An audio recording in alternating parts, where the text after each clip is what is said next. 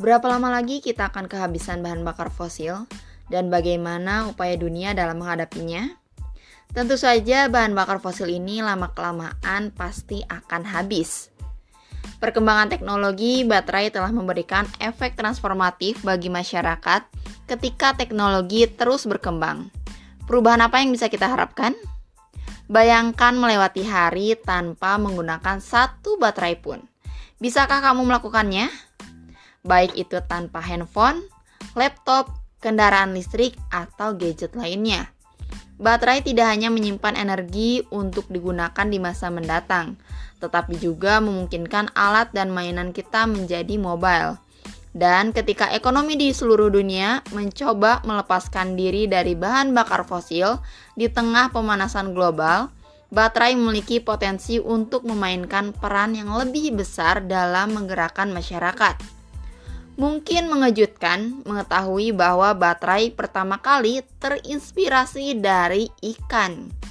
Kemampuan dari ikan listrik seperti pari dan belut untuk menghasilkan aliran listrik untuk pertahanan dan perburuan telah dikenal sejak zaman dahulu.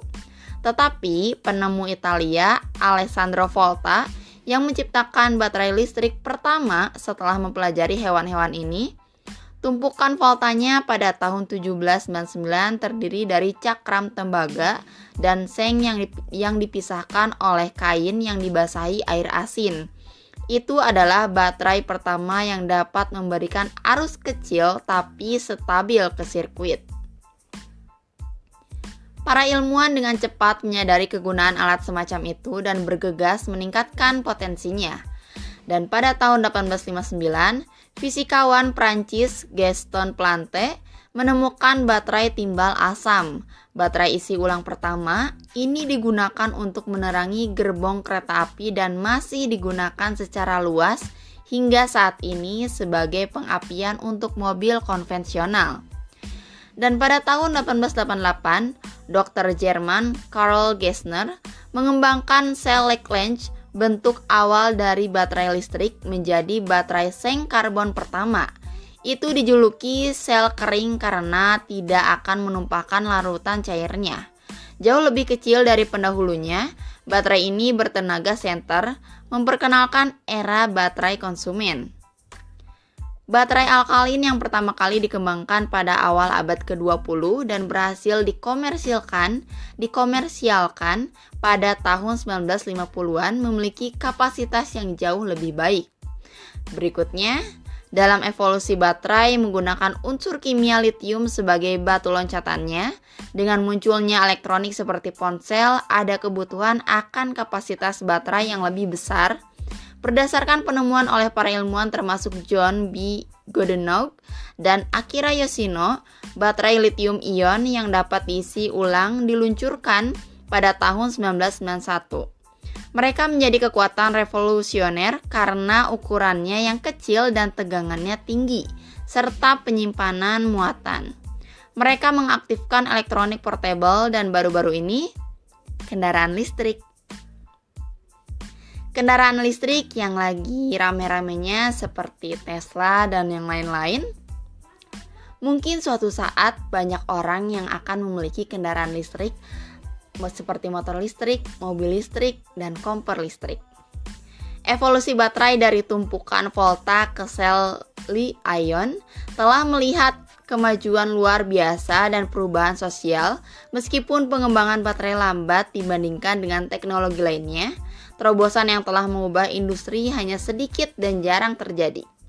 Sebagian besar inovasi di dunia baterai adalah tentang peningkatan bertahap dalam teknologi yang ada. Inovasi dalam teknologi baterai terus merevolusi dunia kita.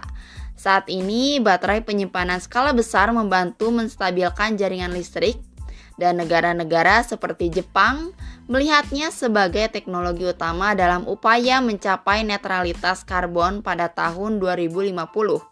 Pasar penyimpanan energi global diperkirakan akan tumbuh 30% per tahun hingga tahun 2030 menurut Bloomberg News. Energi terbarukan akan dapat menurunkan emisi karbon. Sedikit penjelasan, apa itu energi terbarukan?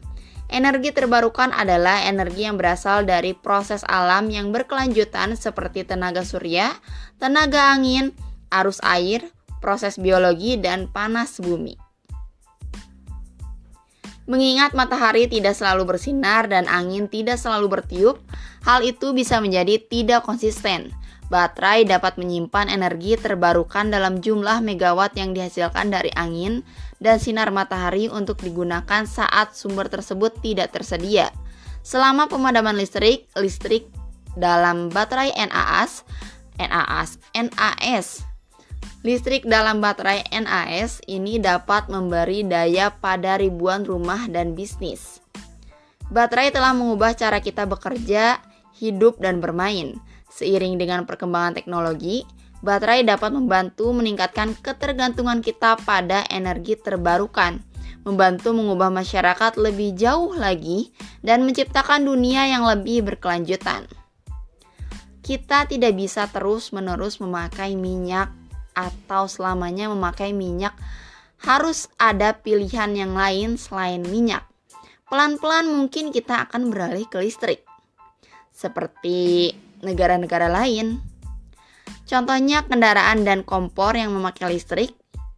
Cukup gunakan sesuai kebutuhan saja, tidak harus wajib memiliki. Tetapi setidaknya pilihan memakai listrik bisa mengurangi pemakaian bahan bakar seperti minyak dan gas.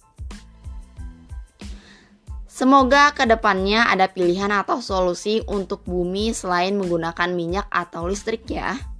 Karena bahan bakar fosil merupakan sumber daya alam yang tidak dapat diperbarui. Namun manusia sepertinya sering lupa bahwa cadangan bahan bakar fosil akan habis dengan segera.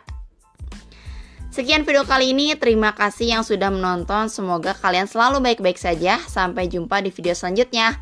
Bye-bye.